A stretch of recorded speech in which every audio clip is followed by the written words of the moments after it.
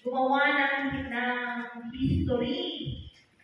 At sabi niya, kung babasahin daw yung history, mayroong 260,000 na lupa ang ginatay ng panahon yun, ng Cordero.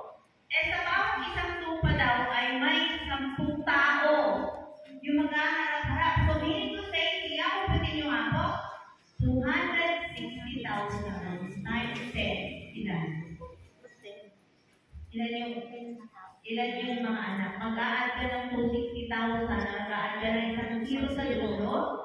So, magiging 2.6 million. So, maliit ka ng Jerusalem. Pero, imagine, 262 million Jews yung nagtipon para ipagdigaw yung Passover. O yung parang nagpas ng anghel sa mga Hudyo nun para hindi sila mamatay.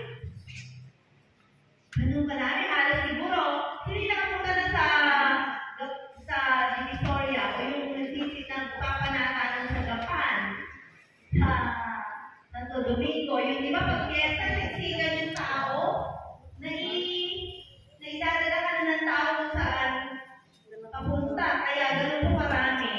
Subalit, ngayong araw na ito, bulay-bulay po tayo sa mahalagang tagpo sa buhay ni Jesus kung saan ang mga tao kumuha ng mga dahon ng palma, inilatag nila iyon sa daan kasi hindi pa nang po asfaltado ang daan nun. Ang mga balabal nila, mga kapatid, ang balabal ng panahon na yun, mahalaga yun. Pero yung mga natin sila yung balabal, tapos nilatag nila sa daan para papulihan ang parating na hari ng mga Hudyo. Wala iba kundi si Jesus. Ganun kalindi yung pagsamba ng mga Hudyo noon sa paparating na Mesya, samantalang tayo ngayon. Parang baliwala lang po sa atin nakakalungkot. Lalo yung mga tao sa paligid. Hindi tayo kasali doon kasi eto tayo sa church. Ibang tao sa paligid, parang baliwala na yata yung pagulita sa mga naaraw. Nakakalungkot ko, no? Alam niyo ba yung balaban doon? Ba't nila ilalagay yung balaban na yung pananggal nila sa init, pananggal nila sa sunstorm? Dahil na po, yung sunstorm, ano yun?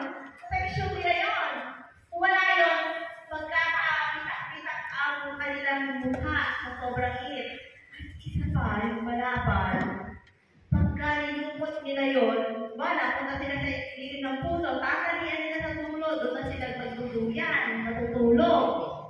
Pantulog na rin nila at yung balaban na yun, pag mag-iigit sila, yun yung lulumutin nila at ilalagay sa ulo para pansunog. So, ang balaban that time ay para na rin cellphone na napakahalaga. Pero ano ginawa nila?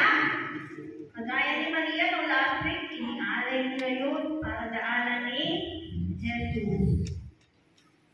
Ano-ano ang aral natin makikita? Una, isang hari na mapagpakumbaba. Sa talatang 30 na 35, ang sabi doon, makakasumpong kayo ng isang nakakalirong batang asno, sakyan ninyo iyon.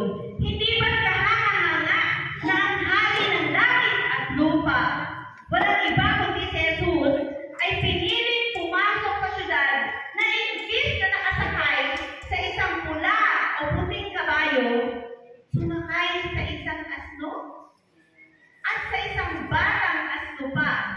Sa panahon nila noon, ang kabayo ay sagisag ng kapangyarihan.